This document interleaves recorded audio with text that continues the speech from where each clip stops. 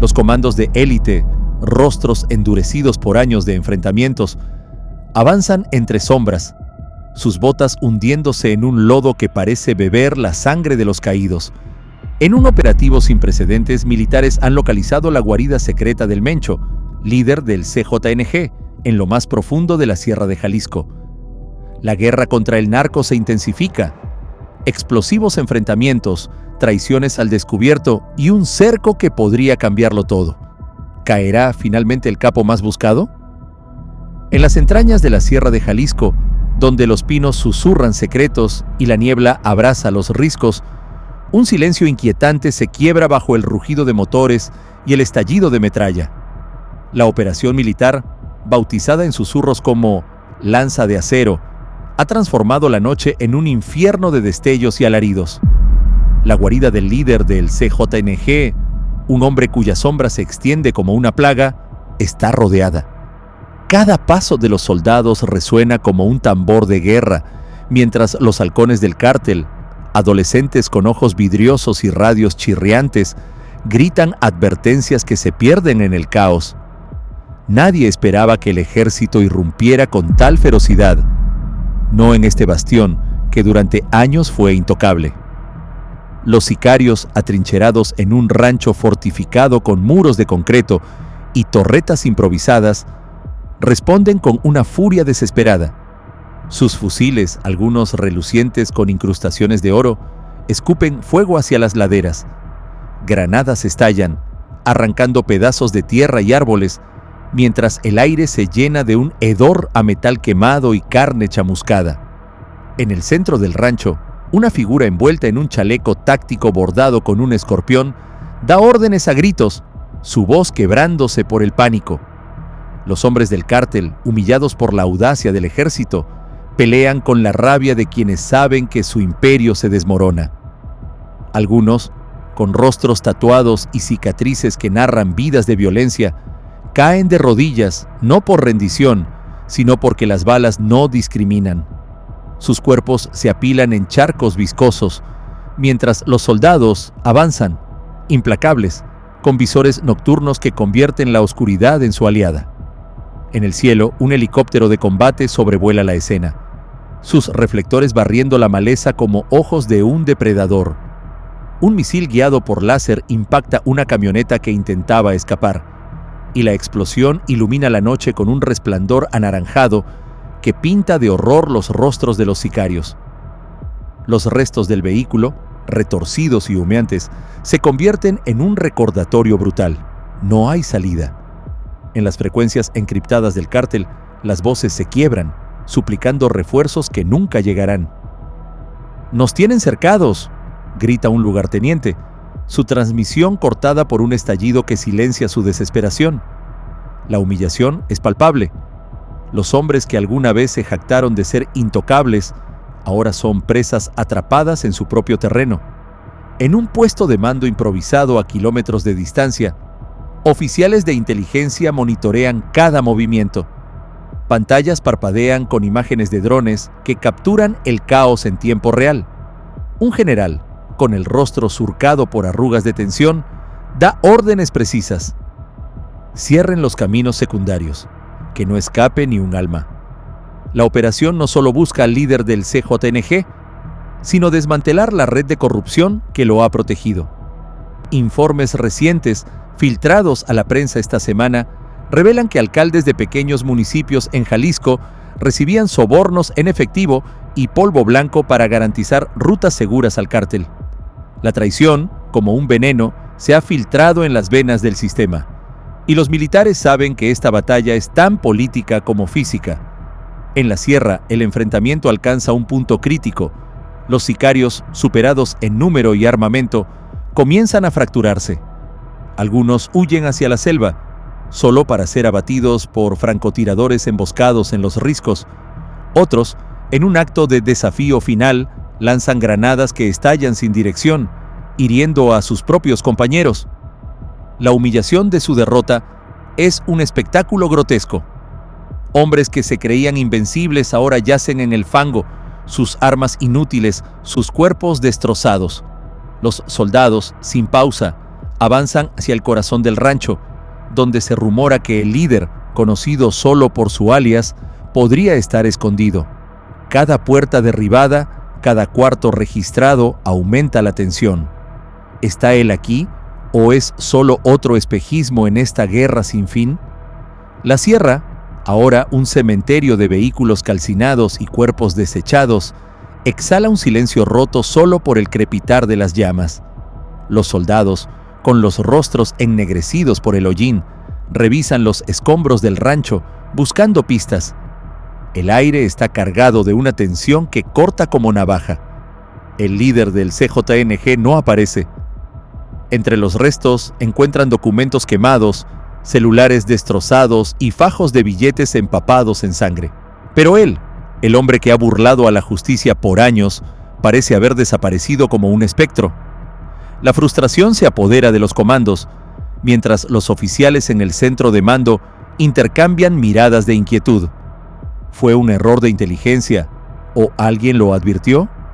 En las últimas horas, noticias hipotéticas han inundado las redes sociales, alimentando la intriga. Usuarios en X reportan avistamientos de un convoy sospechoso en las afueras de Guadalajara, mientras otros aseguran que un helicóptero privado despegó de la sierra minutos antes del asalto. La especulación crece como un incendio. ¿Es él, moviéndose como sombra? ¿O un señuelo para despistar? En el rancho, los soldados descubren un túnel oculto bajo una trampilla en el piso. La entrada, apenas lo suficientemente ancha para un hombre, desciende hacia la oscuridad. El hallazgo enciende una chispa de esperanza, pero también de temor. Si él está ahí abajo, no estará solo. El descenso al túnel es un viaje al corazón del horror. Los comandos, equipados con linternas tácticas, avanzan en fila, sus respiraciones amplificadas por el eco de las paredes húmedas. El olor a tierra y moho se mezcla con algo más perturbador, un rastro de sangre seca que mancha el suelo. Cada metro recorrido es una prueba de nervios. De pronto, un crujido resuena en la penumbra. Los soldados se detienen, armas en alto, mientras un murmullo gutural emerge de las sombras. Un sicario herido, abandonado por sus compañeros, yace contra la pared, su rostro una máscara de dolor y derrota. Suplica clemencia, pero sus palabras son incoherentes, rotas por el terror. Se fue. Por el río, balbucea antes de desmayarse. La humillación de su abandono es un golpe más duro que cualquier bala. Fuera del túnel, la sierra se convierte en un tablero de ajedrez mortal. Los militares despliegan drones para rastrear el río mencionado, mientras patrullas terrestres peinan los alrededores. La operación, planeada con precisión quirúrgica, ahora enfrenta un enemigo intangible: la astucia de un hombre que ha sobrevivido a cacerías previas. En el centro de mando, un informe confidencial agrega un giro escalofriante. Una escucha telefónica, interceptada esta semana, revela que un alto funcionario de la policía estatal podría haber filtrado detalles del operativo. La traición, como una serpiente, se enrosca en las filas del gobierno y los oficiales comienzan a dudar de sus propios aliados. Mientras tanto, en las aldeas cercanas, el pánico se propaga. Los habitantes, atrapados entre el fuego cruzado, cierran sus puertas y apagan las luces. Rumores de represalias del cártel circulan como fantasmas. Casas marcadas, familias amenazadas. En un pueblo a pocos kilómetros, un altar improvisado arde con velas, dedicado a los protectores del CJNG. La lealtad de algunos aldeanos, comprada con dinero o temor, es un recordatorio de la influencia del cártel. Pero incluso aquí, la humillación se filtra. Los sicarios que alguna vez fueron venerados como reyes, ahora son cazados como alimañas, sus nombres susurrados con miedo en lugar de respeto. El amanecer tiñe la sierra de un rojo que parece sangrar desde el cielo. Los soldados, agotados pero implacables, siguen el rastro del río, donde el agua turbia arrastra ramas y restos de la batalla.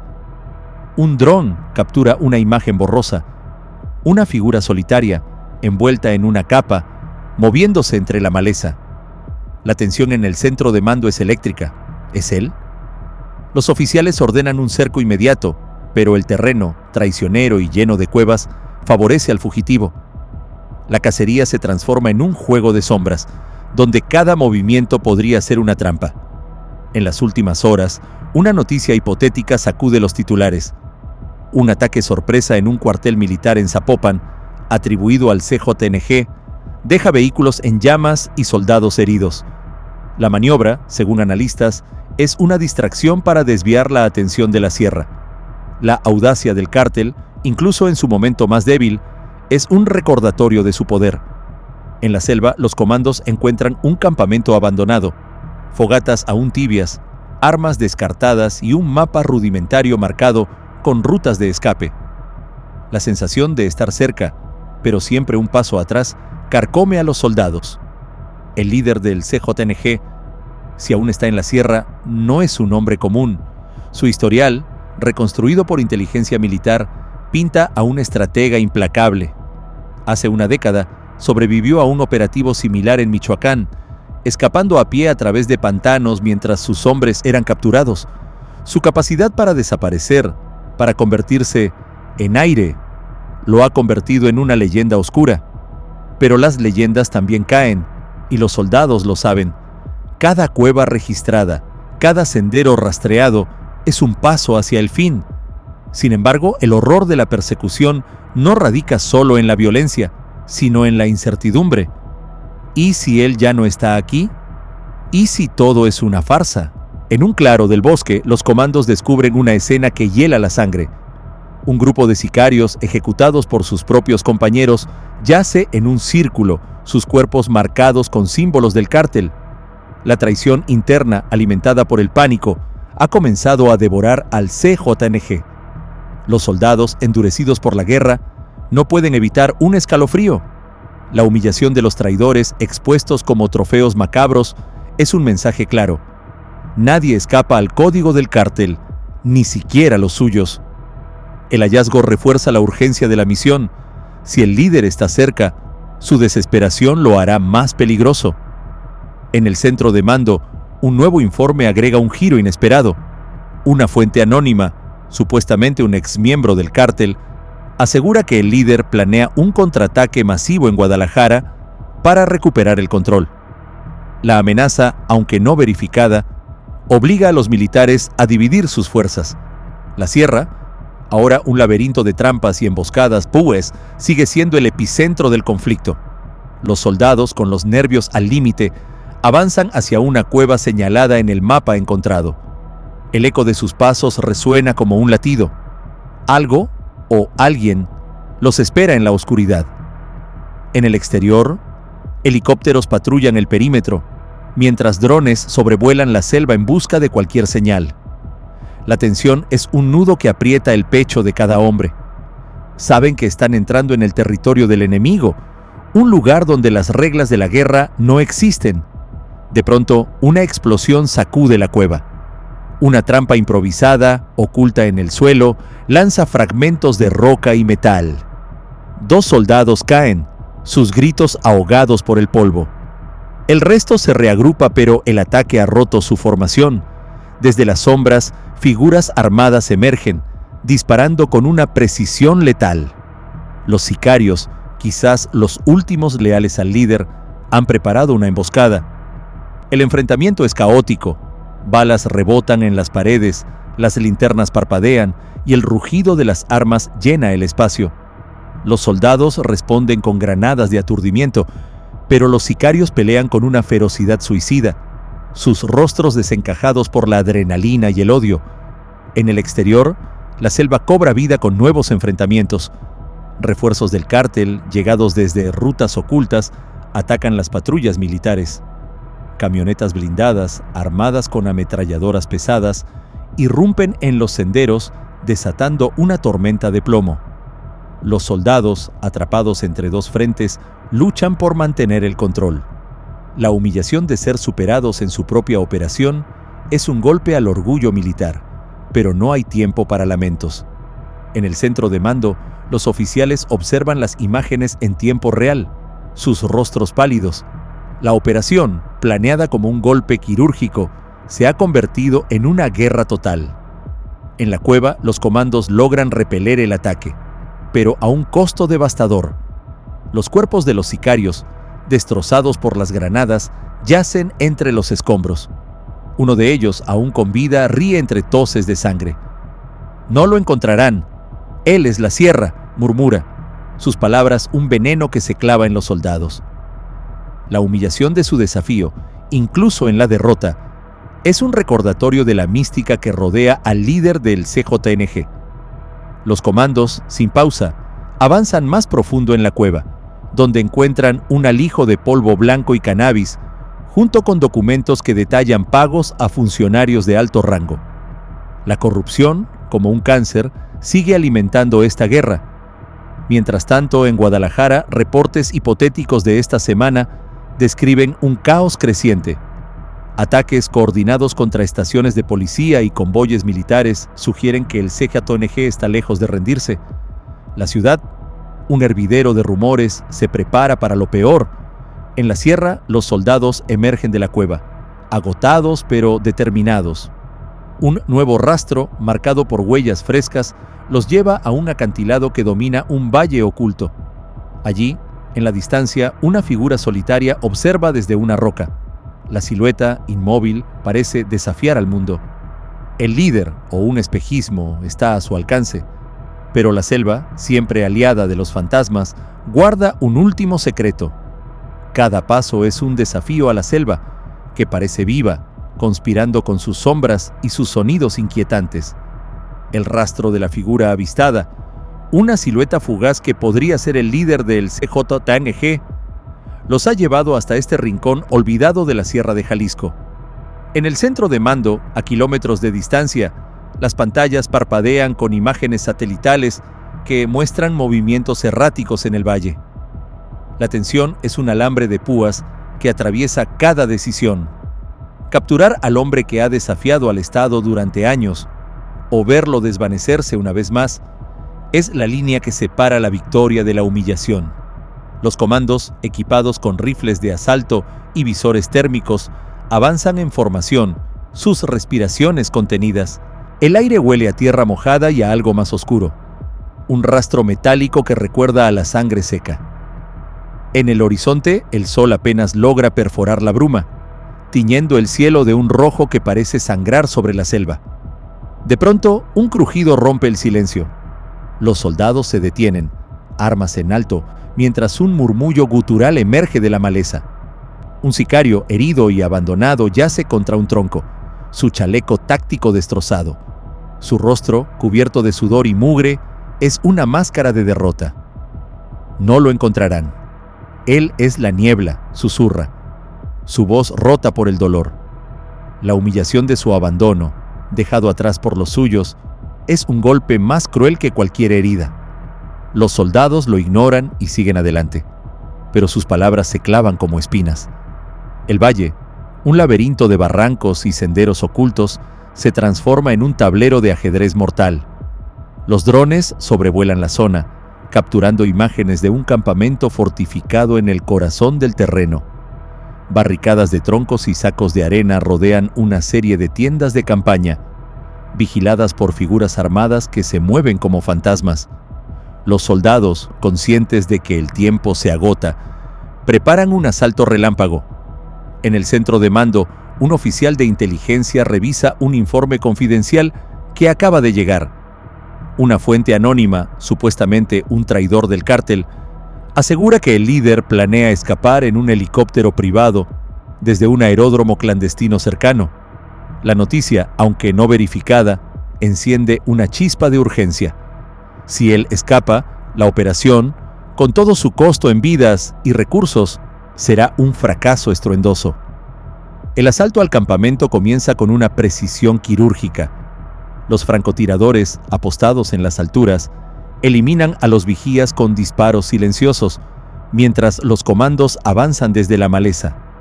Pero los sicarios, alertados por un instinto animal, responden con una furia desesperada. Las ametralladoras pesadas, montadas en trípodes, escupen fuego, arrancando pedazos de árboles y tierra. Granadas estallan, lanzando nubes de polvo y fragmentos que cortan como cuchillas. Los soldados, protegidos por chalecos antibalas, devuelven el fuego, sus rifles rugiendo en una sinfonía de caos. El enfrentamiento es un torbellino de violencia, balas silban, cuerpos caen, y el aire se llena de gritos ahogados y humo acre. Los sicarios, superados en número, pelean con una rabia suicida, sus rostros desencajados por el odio y el miedo. En el centro del campamento, una tienda de campaña destaca entre el caos. Los soldados, abriéndose paso entre los escombros, irrumpen en su interior. Dentro, un radio emite estática y un mapa rudimentario marca una ruta hacia el aeródromo mencionado. Documentos esparcidos en el suelo detallan pagos a funcionarios locales, nombres que confirman la podredumbre que sostiene al cártel, pero él, el hombre que buscan, no está. La frustración es un peso que aplasta a los comandos, pero no hay tiempo para dudar. Un rugido en la distancia, el sonido inconfundible de un helicóptero, lo saca de su trance. El líder, o alguien que actúa en su nombre, está a punto de escapar. Los soldados corren hacia el claro donde el helicóptero se prepara para despegar. La aeronave, un modelo militar modificado, brilla bajo los reflectores improvisados. Una figura solitaria, envuelta en una capa oscura, corre hacia la puerta, escoltada por un puñado de hombres armados. Los comandos abren fuego y el enfrentamiento final estalla como un volcán. Las balas rebotan en el fuselaje, los escoltas caen uno a uno, sus cuerpos retorciéndose en el lodo. La figura, herida pero implacable, alcanza la puerta del helicóptero. Por un instante se detiene y sus ojos se cruzan con los de un soldado. No hay palabras, solo un desafío silencioso, una promesa de que esta guerra no termina aquí. La humillación de verlo escapar, incluso por un segundo, es un puñal en el orgullo militar. En el cielo, un dron Predator controlado desde el centro de mando entra en acción. Un misil guiado por láser surca el aire, impactando el helicóptero justo cuando despega. La explosión es cegadora, una bola de fuego que ilumina el valle como un sol artificial. Los aldeanos, atrapados entre el miedo y la lealtad comprada, susurran plegarias por un hombre que, vivo o muerto, sigue siendo un dios oscuro. La humillación de los caídos es un eco que resuena en cada rincón, pero también un recordatorio de que el poder del cártel no se extingue con una explosión. En el centro de mando, los oficiales revisan los últimos informes. La operación, aunque exitosa en parte, ha expuesto las grietas de un sistema corroído por la traición. Los nombres en los documentos recuperados, ahora bajo investigación, prometen escándalos que sacudirán al país. Pero en la selva, la verdadera batalla permanece inconclusa. El líder, si sobrevivió, ya no es solo un hombre, sino un símbolo de resistencia, un espectro que desafía a los ejércitos y a la justicia. Los soldados, al abandonar el valle, llevan consigo el peso de una victoria incompleta. En algún lugar, quizás en una cueva oculta, quizás en una ciudad lejana, un hombre sin rostro planea su próximo movimiento. La sierra, testigo de tanto horror, guarda silencio, pero su quietud es engañosa. La guerra no ha terminado, apenas ha cambiado de forma. En las sombras, las piezas de un nuevo tablero comienzan a moverse, y el eco de los disparos, aunque lejano, sigue resonando como una advertencia. El líder, o su legado, está lejos de desaparecer. Los soldados, con los rostros marcados por el agotamiento y la incertidumbre, permanecen en el claro donde los restos del helicóptero calcinado yacen esparcidos, un mausoleo de metal retorcido y cenizas. El silencio que sigue a la explosión es opresivo, roto solo por el crepitar de las llamas y el zumbido de los drones que sobrevuelan el perímetro.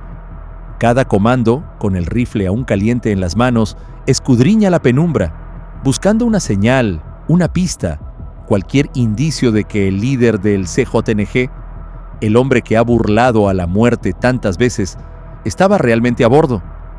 La duda es un veneno que se filtra en sus mentes. ¿Fue él quien cayó en la bola de fuego? ¿O es otro espejismo en esta guerra de sombras?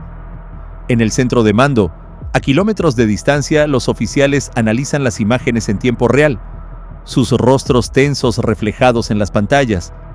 Un general con la mandíbula apretada revisa un informe preliminar. Fragmentos de ropa y un anillo de oro con un escorpión grabado fueron recuperados entre los escombros. Es un símbolo del cártel, pero no una prueba definitiva. La operación Lanza de Acero, diseñada para decapitar al CJNG, ha destruido su bastión en la sierra, pero el objetivo principal, el hombre cuya sombra ha paralizado a pueblos enteros, sigue siendo un enigma. En las frecuencias interceptadas, una voz desconocida murmura órdenes crípticas. Reagrupen en el norte. El patrón no cae. La transmisión se corta, dejando a los analistas con más preguntas que respuestas. La humillación de una victoria incompleta pesa como una losa sobre los militares. Los soldados registran los restos del campamento, ahora un cementerio de barricadas destrozadas y cuerpos abandonados. Los sicarios, los pocos que sobrevivieron al asalto, yacen en posturas grotescas, sus rostros congelados en expresiones de furia y desesperación. La humillación de su derrota es un espectáculo macabro. Hombres que alguna vez se creyeron intocables, que ostentaban armas bañadas en oro y chalecos bordados con emblemas de poder, ahora son despojos en el lodo, sus nombres olvidados incluso por sus propios compañeros. Un soldado, al revisar una tienda de campaña, encuentra un cuaderno con anotaciones en clave. Los nombres de alcaldes, empresarios y oficiales de policía salpican las páginas. Una red de traición que explica cómo el cártel ha sobrevivido tanto tiempo. La corrupción, como un río subterráneo, sigue alimentando esta guerra. En las aldeas cercanas, el eco de la batalla ha transformado la vida cotidiana en un estado de paranoia. Las casas, con puertas cerradas y ventanas tapiadas, son refugios frágiles contra el temor a represalias. En un pueblo a pocos kilómetros, un grupo de mujeres enciende velas en un altar improvisado, sus rezos susurrados dedicados a los protectores del cártel. La lealtad, comprada con dinero o extorsionada con amenazas, es un recordatorio de la influencia del CJNG, incluso en su momento más débil. Pero la humillación se filtra incluso aquí. Los sicarios que alguna vez fueron venerados como señores feudales, ahora son cazados como alimañas, sus nombres pronunciados con miedo en lugar de reverencia. En las redes sociales, las noticias hipotéticas de esta semana alimentan la intriga. Usuarios en X comparten imágenes de barricadas en llamas en Guadalajara, mientras otros reportan avistamientos de convoys armados en las carreteras. La ciudad, un hervidero de rumores, se prepara para un nuevo estallido de violencia. Un informe de inteligencia, recibido minutos atrás, revela que un lugarteniente del cártel, conocido solo como El Cuervo, ha asumido el control temporal de las operaciones en la sierra. Su nombre, ligado a enfrentamientos brutales en Michoacán años atrás, es un mal augurio. Los oficiales, con los nervios al límite, ordenan reforzar las patrullas en los caminos secundarios, temiendo un contraataque. La selva, siempre aliada de los fantasmas, parece burlarse de los soldados con sus senderos laberínticos y sus cuevas ocultas. En el valle, los comandos encuentran un rastro fresco, huellas que conducen a un río turbio, donde el agua arrastra ramas y restos de la batalla. La posibilidad de que el líder haya escapado, herido pero vivo, es una herida abierta en el orgullo militar. En el centro de mando, los oficiales reciben una última transmisión. Un dron, rastreando el río, captura la imagen de una figura solitaria cruzando un puente improvisado. La silueta, cojeando pero determinada, desaparece en la selva antes de que las patrullas puedan alcanzarla. La frustración es palpable. El líder, si era él, ha vuelto a deslizarse entre los dedos del ejército. En las noticias, los titulares especulan sobre el futuro del CJNG. La humillación alcanzó un nuevo nivel cuando los vencedores transmitieron el momento en vivo, mostrando al mundo cómo los hombres, antes llenos de arrogancia, suplicaban por sus vidas con lágrimas corriendo por sus rostros sucios. Los del sombrero no solo buscan destruir, Quieren que el mundo sea testigo de cada caída, de cada rendición, convirtiendo la derrota en un espectáculo que nadie puede ignorar. Y mientras las llamas consumen otro de los antiguos refugios de la familia, el mensaje es claro: no hay escapatoria. En las últimas horas, un helicóptero no identificado sobrevoló la ciudad, arrojando folletos que flotaron como cenizas sobre las calles atestadas. Las palabras garabateadas en ellos eran simples pero escalofriantes. El rey ha caído, los peones serán los próximos. Nadie sabe si se refiere a Marquitos, a sus hermanos o a alguien más grande que aún no ha sido revelado. Pero el efecto es inmediato. El pánico se apodera de los corazones y las alianzas comienzan a desmoronarse. Los del sombrero han jugado su mano con una precisión aterradora y ahora, con la noche cerrándose como una garra, el destino de esta familia cuelga de un hilo tan fino que podría romperse con un suspiro. Lo que está por ocurrir no solo cambiará el juego, podría borrar el tablero por completo, dejando tras de sí un silencio que resonará por generaciones. En las entrañas de Culiacán, donde el calor sofocante se mezcla con un miedo que repta como serpiente, las redes sociales han destapado un nuevo capítulo de esta saga ardiente. Videos recientes, surgidos como espectros de un pasado opulento, muestran a Gayle Toys, Marquitos, Kevin y Anna Gastelum en un frenesí de extravagancia. Billetes verdes lloviendo sobre una multitud eufórica, Anna pavoneándose con un fajo de dinero en una mano y, en otra escena, elevada en un trono dorado, coronada como reina mientras hombres fornidos la cargan entre vítores. Esas imágenes, ahora virales, son un eco cruel de una grandeza que se desmorona. Un recordatorio de que el brillo de antaño no protege contra las sombras que acechan. Esta semana, esas mismas escenas de esplendor se han convertido en combustible para un torbellino de violencia y humillación que sacude la ciudad hasta sus cimientos.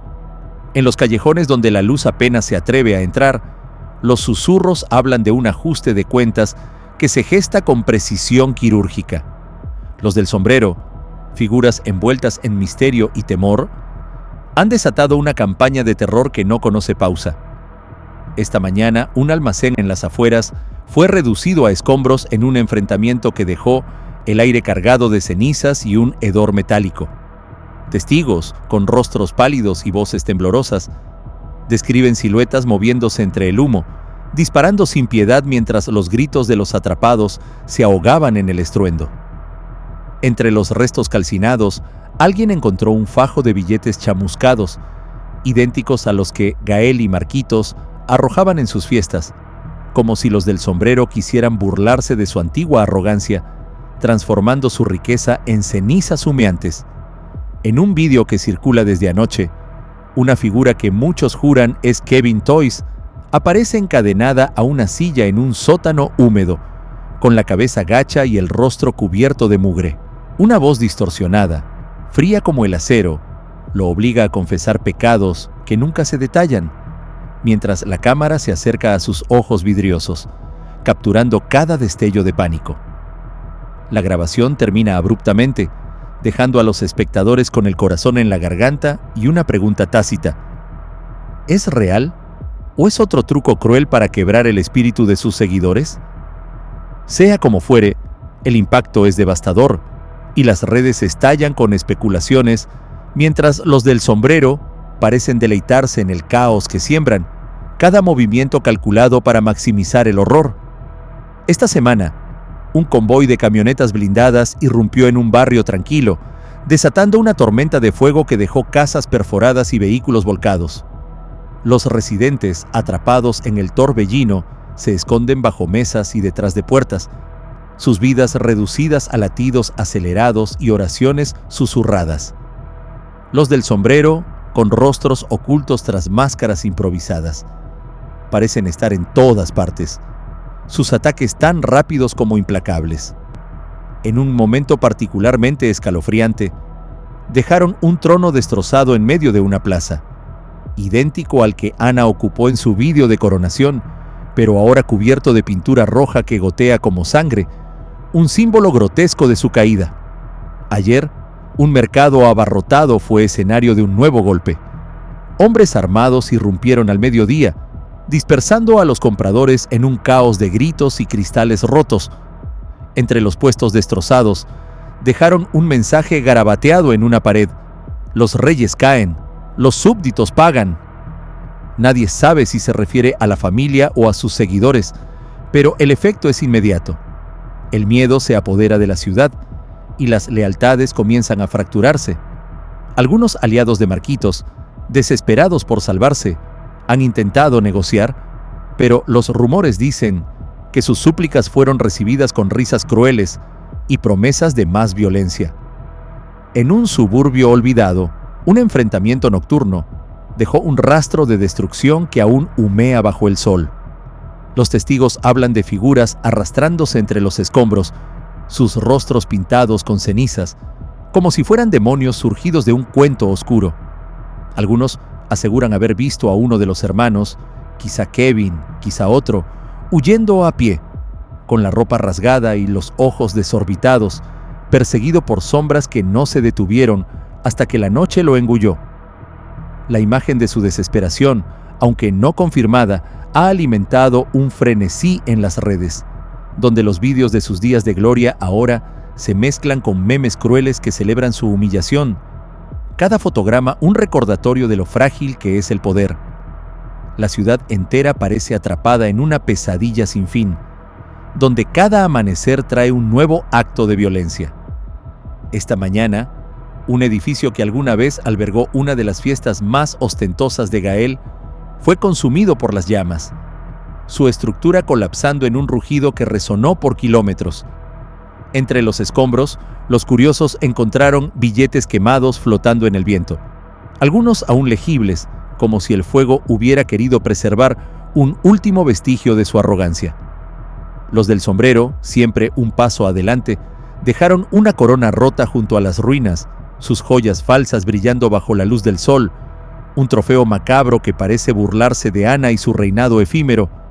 La escena, capturada por drones que sobrevuelan la zona, se ha convertido en el símbolo de una guerra.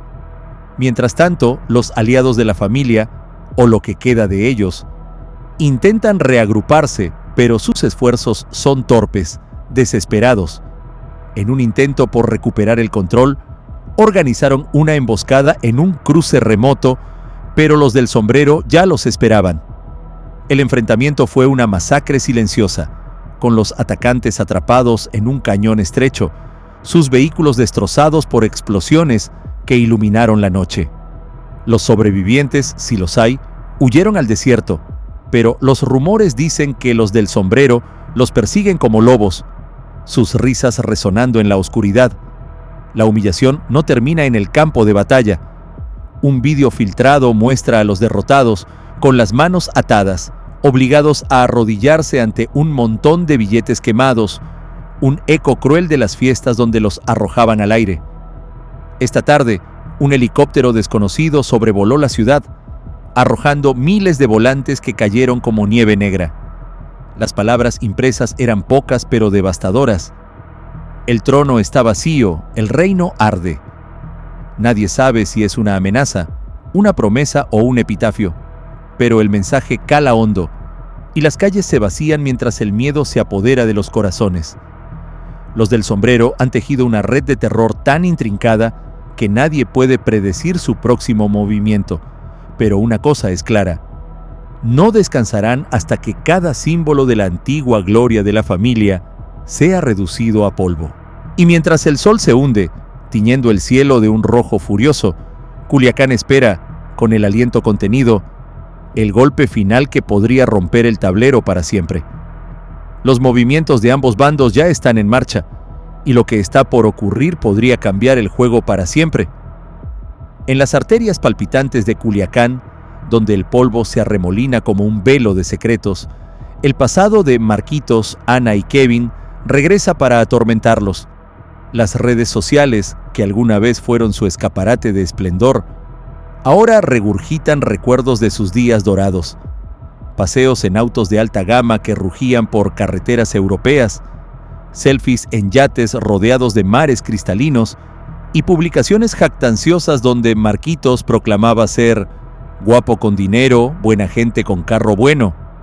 Pero esos días de ostentación se han torcido en una pesadilla pública, con volantes que aparecieron esta semana por toda la ciudad, acusándolos de lavar fortunas para los Guzmán, un nombre que resuena con un eco temido, esas palabras garabateadas con tinta furiosa.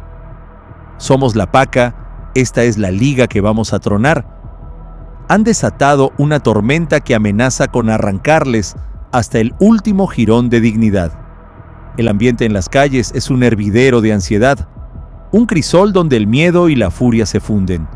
Los del sombrero, sombras implacables que parecen multiplicarse con cada hora, han elevado su cacería a un nivel de ferocidad casi teatral.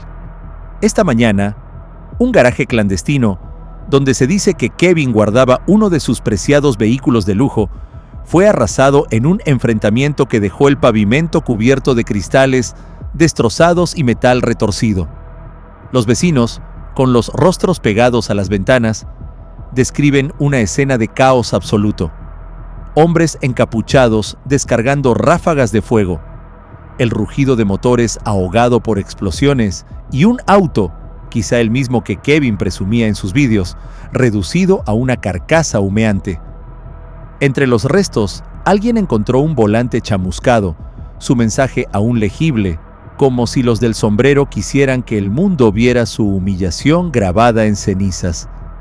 La caída de esta familia se ha convertido en un espectáculo grotesco, un circo de horror amplificado por cada pantalla que lo retransmite.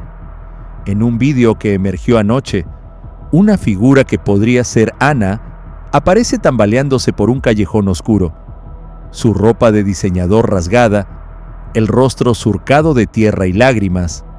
Una voz grave, casi inhumana, la increpa desde las sombras, obligándola a arrojar al suelo un bolso lleno de billetes que alguna vez blandió con orgullo. La cámara captura cada detalle: el temblor de sus manos, el crujido de los billetes al caer y el sonido de pasos que se acercan antes de que la pantalla se funda en negro. La autenticidad del clip es incierta, pero su impacto es innegable, encendiendo las redes con una mezcla de burla y espanto, mientras los del sombrero convierten su antigua vanidad en un arma de desprecio. Los enfrentamientos han estallado por toda la ciudad, transformando avenidas y plazas en zonas de guerra improvisadas. Esta semana, una emboscada en un puente estratégico dejó un rastro de vehículos volcados y cuerpos desplomados, el aire cargado de un hedor acre que se pega a la garganta. Los del sombrero, con movimientos precisos como depredadores, atacaron un convoy que se rumoreaba protegía a Marquitos, dispersando a sus guardias en un torbellino de violencia.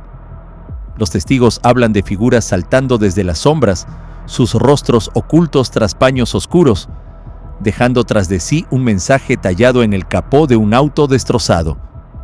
La liga se quiebra. La escena, iluminada por las llamas que lamían los restos, es un recordatorio brutal de que nadie escapa al alcance de sus enemigos. La humillación se teje con hilos de crueldad ingeniosa, cada acto diseñado para herir más allá de lo físico. En un mercado, al amanecer, un grupo de los del sombrero irrumpió entre los puestos, derribando mesas y dispersando a los vendedores en un frenesí de pánico. Allí, dejaron un montículo de volantes empapados en pintura negra, cada uno con una foto borrosa de Marquitos en uno de sus viajes, su sonrisa confiada ahora ridiculizada por palabras que lo tildan de traidor y bufón. Los comerciantes, temblando mientras recogían los escombros, susurraban que habían visto a uno de los atacantes arrojar un celular destrozado al suelo, su pantalla aún mostrando un vídeo de Kevin alardeando desde un jet privado. El mensaje es claro: cada lujo que exhibieron es ahora un clavo en su ataúd. El terror se ha instalado como una niebla densa, envolviendo a Culiacán en un abrazo sofocante. Esta tarde, un taller abandonado en las afueras fue escenario de otro enfrentamiento que dejó el suelo cubierto de casquillas y un silencio sepulcral. Los rumores dicen que Marquitos intentó liderar una contraofensiva, pero sus hombres fueron superados en minutos, atrapados en un laberinto de contenedores oxidados. Los del sombrero, con tácticas que rayan en lo sobrenatural, dejaron a los vencidos atados a postes, sus rostros expuestos al sol abrasador mientras drones zumbaban overhead, grabando su derrota para el mundo. La imagen de esos cuerpos inmóviles, con volantes pegados a sus pechos como medallas de vergüenza, ha circulado sin parar, un trofeo macabro que alimenta el frenesí de los espectadores. La ciudad vive al borde del colapso, cada rincón impregnado de un horror que no cede. En un barrio olvidado, los residentes aseguran haber visto figuras deslizándose entre las sombras al anochecer, portando sacos que goteaban un líquido oscuro. Algunos dicen que eran los del sombrero, marcando territorio. Otros creen que eran desertores de la familia, buscando refugio en vano. Un enfrentamiento posterior en una gasolinera abandonada dejó el lugar envuelto en llamas, el cielo teñido de un naranja furioso, mientras los gritos se perdían en el viento. Entre los restos, alguien encontró un reloj de oro, idéntico al que Marquitos lucía en sus publicaciones, ahora fundido en una masa irreconocible, un símbolo de cómo el tiempo se les escurre entre los dedos. La estrategia de los del sombrero es un juego de ajedrez letal, cada jugada un golpe al orgullo y la resistencia de sus presas. Esta mañana, un hotel de lujo en el centro fue invadido por hombres armados que irrumpieron en el vestíbulo, destrozando lámparas de cristal y dejando un rastro de volantes que acusaban a la familia de traicionar a todos los que alguna vez los apoyaron. Los huéspedes, atrapados en el caos, huyeron por las escaleras mientras los atacantes pintaban las paredes con símbolos indescifrables. En un toque final de desprecio, dejaron un televisor encendido en el suelo, reproduciendo en bucle un vídeo de Ana riendo en una playa europea, su alegría ahora una burla cruel contra el telón de fondo de su ruina. El clímax se avecina como una ola imparable, y la tensión es un alambre que vibra al límite. Esta noche, un avión no identificado rugió sobre la ciudad, soltando una lluvia de papeles que cayeron como cuervos sobre las calles desiertas. Las palabras garabateadas en ellos eran un desafío directo. El dinero no compra alas, la paca se hunde. Nadie sabe si es una advertencia final o el anuncio de un golpe definitivo, pero el efecto es eléctrico, encendiendo rumores de que Marquitos, Ana y Kevin han sido acorralados en un último bastión. Los del sombrero, con una paciencia que corta como navaja, parecen esperar el momento exacto para cerrar su trampa. Y mientras la luna se alza, bañando el paisaje en un brillo pálido, Culiacán contiene el aliento, sabiendo que el desenlace será tan devastador como inolvidable.